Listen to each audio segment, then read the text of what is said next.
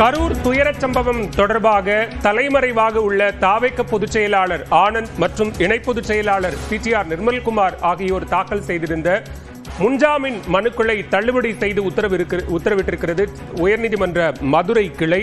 இது தொடர்பான கருத்துக்களை நம்மிடையே பகிர்ந்து கொள்வதற்காக இணைகிறார் பத்திரிகையாளர் திரு சிவபிரியன் அவர்கள். சார் வணக்கம்.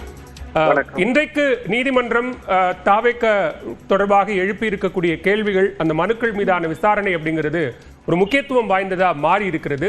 தற்போது வந்திருக்கக்கூடிய செய்தி ஆனந்த் மற்றும் நிர்மல்குமாரினுடைய ஏபி தள்ளுபடி செய்யப்பட்டிருக்கிறது. எப்படி பார்க்கிறேன்? இல்ல, ஒரு சரியான நடவடிக்கையாக பார்க்கிறேன். அதாவது ஒரு அரசியல் கட்சி தலைவர்கள் ஒரு இது போன்ற ஒரு மிகப்பெரிய ஒரு கொடூரம் நடந்த பிறகு இவர்கள் யாருமே மக்களை சந்திக்காமல், குறிப்பாக திரு புஷி ஆனந்த் அவர்கள் எங்கு இருக்கிறாருன்னு தெரியாத ஒரு இடத்துல அவர் ஆன்டிசிபேட்டரி பெயில் மட்டும் ஃபைல் பண்றாரு. அதை விட ரொம்ப ஒரு வேடிக்கையான விஷயம் என்னன்னா, அவரோட வக்கீலினுடைய வாதங்கள். அதாவது தாவேகா ஒரு கட்சியாக மாறவில்லை, இன்னும் தாவேகா ஒரு ரசிகர் இயக்கமாகவே இருக்கிறது அப்படிங்கிறதுக்கு ஒரு மிகப்பெரிய எடுத்துக்காட்டு இன்னைக்கு கோர்ட்ல ஆர்கியூமெண்ட். புஷி ஆனந்தோடைய லாயர் கரூர் மாவட்ட செயலாளர் தான் ஏற்பாடு பண்ணாருன்னு சொல்லிட்டு பிளேமை டிப்ளெக்ட் பண்ண ட்ரை பண்றாரு. இது எந்த கட்சியில நடக்கும்னு தெரியல. கட்சியில ஒரு லாயர் தான் இருக்கணும். கட்சியா நாங்க எடுத்த முடிவுன்னு டிஃபெண்ட் பண்றதை விட்டுட்டு மாவட்ட செயலாளர் அரெஸ்ட் பண்ணிட்டீங்க, அது போதும்னு சொல்றது எந்த விதத்திலும் நியாயம் கிடையாது. இன்னொன்னு இவர்கள் தான் விடா ஏற்பாட்டாளர்கள். பர்மிஷன் எஃப்ஐஆர்ல மதியழகன் பேரும் புஷி ஆனந்த் பேரும் நிர்மல்குமார் பேரும் தான் இருக்குது.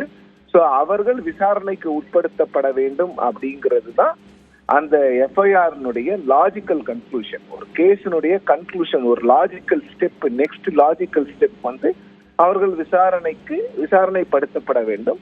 அந்த விசாரணைப்படுத்தப்படக்கூடாது அப்படிங்கிறதுக்கு தான் அவங்க கோர்ட்ல போனாங்க. கோர்ட் அதை ரிஜெக்ட் பண்ணியிருக்காங்க. ஸோ இப்போவாது காவல்துறை எந்த காலதாமதமும் செய்யாமல் இதில் இவர்களை விசாரணை வளையத்துக்குள் கொண்டு என்ன நடந்தது, என்னதான் அரேஞ்ச்மெண்ட்ஸ் பண்ணீங்க, அந்த மக்களுக்கு எந்த பிரச்சனையும் இல்லாம இருக்கிறதுக்கு என்ன விஷயங்கள்லாம் நீங்க பண்ணீங்க அப்படிங்கிற விஷயங்களை தொடர்ந்து அந்த செருப்பு வீசப்பட்டது, இது போன்ற எல்லா கேள்விகளுக்கும் அவர்களிடம் பதில வாங்க வேண்டும். ஆக்சுவலா இந்த ஆன்டிசிபேட்டரி பெயில் கேன்சல் ஆயிருக்கிறது இன்வெஸ்டிகேட்டர்ஸ்க்கு ஒரு பெரிய பூஸ்ட்.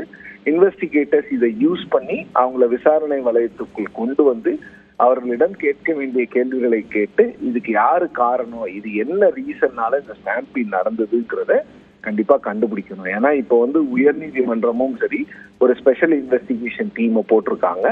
ஸோ அதனால அந்த ஸ்பெஷல் இன்வெஸ்டிகேஷன் டீமையாவது விஜய் கட்சி நம்புன்னு நினைக்கிறேன். ஸோ இது கோர்ட் எடுத்திருக்கிற ஒரு நெக்ஸ்ட் லாஜிக்கல் ஸ்டெப். ஒருபுறம் அரசு அமைத்த ஒரு நபர் ஆணையம், நீதியரசர் அருணா ஜெகதீசன் தலைமையில் அவர்களினுடைய விசாரணை நடைபெற்றுக் கொண்டிருக்கிறது. மறுபுறம் தற்போதைக்கு நீதிமன்றம் வடக்கு மண்டல ஐஜி அஸ்ரா கர்க் தலைமையில் ஒரு சிறப்பு புலனாய்வு குழுவை அமைத்திருக்கிறது. இந்த விசாரணை ஏதேனும் இடையூறை ஏற்படுத்துவதற்கான வாய்ப்பு இருக்குமா? இல்ல, இந்த விசாரணை இடையூறு ஏற்படுத்தாது. அது ரெண்டு பேரலல் இன்வெஸ்டிகேஷன் தான். இப்ப நீங்க ஸ்டெர்லைட் போராட்டத்திலையும் பாத்தீங்கன்னா சிபிஐ ஒரு விசாரணை பண்ணாங்க, அருணா ஜெகதீசன் கமிட்டியும் ஒரு விசாரணை பண்ணாங்க. இது பேரலல் இன்வெஸ்டிகேஷன் தான். போலீஸுடைய இன்வெஸ்டிகேஷனுங்கிறது டிஃப்ரெண்டா இருக்கும். அது கோர்ட் இப்போ மானிட்டர் பண்ண போறாங்க. அஸ்ரா கர்க் தலைமையில ஒரு குழு அமைச்சிருக்கிறாங்க. அஸ்ரா கர்க் தான் இது பண்ண போறாரு. கோர்ட் ரெகுலரா அண்ணா யூனிவர்சிட்டி கேஸை எப்படி மானிட்டர் பண்ணாங்களோ அதே மாதிரி இதை மானிட்டர் பண்ணுவாங்க. கோர்ட் மானிட்டர்டு ப்ரோபா தான் இது இருக்க போகுது. ஸோ அதனால எந்தவித அரசியல் தலையீடுகளையும் யாரும் பயப்பட வேண்டாம் அப்படிங்கிறது தான் கோர்ட் சொல்ல வர ஒரு மெசேஜா நான் பாக்குறேன். ஸோ அருணா ஜெகதீசன் கமிட்டி அது ஒரு பேரலல் டெவலப்மெண்ட், அது பாட்டுக்கு அது போயிட்டு இருக்கும். பட் கோர்ட் மானிட்டர்ட் கமிட்டிக்கு தான் எப்பவுமே ஒரு போலீஸ் போடக்கூடிய ஒரு இன்வெஸ்டிகேஷனுக்கு தான் மதிப்பு அதிகம். அதுலதான் உண்மைகள் வெளிவருவதற்கான வாய்ப்புகள் இருக்கு. ஸோ கோர்ட் தலையிட்டு நாங்க இந்த விஷயத்துல நம்பிக்கை கொண்டு வரோம்னு சொல்லியிருக்கிறாங்க. ஸோ கோர்ட்டோட இன்வெஸ்டிகேஷன் ரொம்ப எதிர்பார்ப்போடு இருக்கும்னு நினைக்கிறேன். மிக நன்றி திரு சிவபிரியன். இணைப்பில் கருத்துக்களை பகிர்ந்து கொண்டமைக்கு நம்மோடு தொலைபேசி வாயிலாக இணைந்திருக்கிறார் மூத்த பத்திரிகையாளர் திரு டி ராமகிருஷ்ணன் அவர்கள். சார் வணக்கம். இன்றைக்கு நீதிமன்றம் பிறப்பித்திருக்கக்கூடிய உத்தரவுகளை எப்படி பார்க்கிறீங்க? உத்தரவுகள் ஒன்று இங்க சைட்டி ஃபார்ம் பண்ணியிருக்காங்க. அது நம்ம இது மாதிரியான முன் உதாரணங்கள் ஏற்கனவே இருக்கின்றன. கடந்த 15 வருடங்கள்ல பல முறை இந்த மாதிரி நடந்திருக்கு. அதற்கு பிறகு இப்ப முன்ஜாமீன் மறுக்கப்பட்டிருக்குன்னு நினைக்கிறேன். அதுவும் எதிர்பார்க்க கூடாது. அவங்களும் வந்து ஏன்னா இப்போ இன்னும் இன்வெஸ்டிகேஷன் இன்னும் பெரிய அளவில் இன்னும் நடக்கல. அதனால வந்து நீங்க எடுப்பிலேயே நீங்க ஆன்டிசிபேட்டரி பெயில் கேட்டது அது பொருத்தமானதாக இல்லை அப்படிங்கிற ஒரு கருத்துக்கு வந்திருக்காங்க. இரண்டுமே என்னை பொறுத்தவரையில் அதாவது வந்து எஸ்ஐடி சிபிஐ ப்ரோபுக்கு போகுமா போக மாட்டாமா அப்படிங்கிற ஒரு பேச்சு இருந்துச்சு. பட் இதுல வந்து இப்போ கோர்ட் வந்து எஸ்ஐடியை கொடுத்துருக்காங்க. ஒரு விதத்துல என்னை பொறுத்தவரை என்னவென்றால் நீங்க சிபிஐ கூட போறீங்க, நான் எடுத்தடுப்புல எல்லாத்துக்குமே சிபிஐ போனா ஒரு லார்ஜர் கான்ஸ்பிரசி இருக்குங்க. பல மாநிலங்கள்ல நடைபெற்றது அதை வச்சு நீங்க ஏதோ ஒன்று செய்றீங்கன்னு வச்சுக்கோங்களேன், அந்த மாதிரி இருந்தா பரவாயில்ல. பட் இது வந்து இப்போ இது ஒரு உள்ளூர் சம்பவம் தான். ஓகே, இது அதாவது ஒரு அகில இந்திய அளவிலோ இல்லாட்ட பல மாநிலங்களை சம்பந்தப்பட்டோ இந்த நிகழ்வு இல்லை. அப்படி இருக்கும் பொழுது இந்த மாநில போலீஸார் செய்கிறது தான் என்னை பொறுத்தவரைக்கும் முறை.